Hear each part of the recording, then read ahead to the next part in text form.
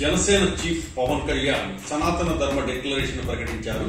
సనాతన ధర్మ డిక్లరేషన్ లో ఈ విధంగా ఉన్నాయి. నంబర్ 1, ఏదైనా మతం లేదా విశ్వాసం వల్ల కలిగే ఏదైనా ముప్పు లేదా హానికి ఏకరీతి ప్రతిస్పందన నిర్ధారించే పద్ధతిలో లౌకికవాదాన్ని సమర్థించాలన్నారు.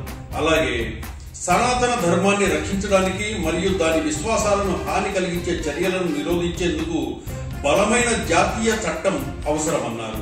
అలాగే ఈ చట్టం అమలు చేసేందుకు జాతీయ మరియు రాష్ట్ర స్థాయిలో సనాతన ధర్మ పరిరక్షణ బోర్డును ఏర్పాటు చేయాలన్నారు.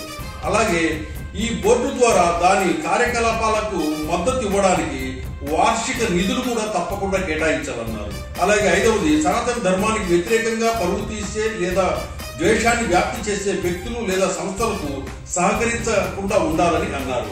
అలాగే దేవాలయాలలో నైవేద్యాలు మరియు ప్రసాదాలలో ఉపయోగించే పదార్థాల స్వచ్ఛతను నిర్ధారించేందుకు సనాతన ధర్మ ధృవీకరణ పత్రం తప్పనిసరి చేయాలన్నారు.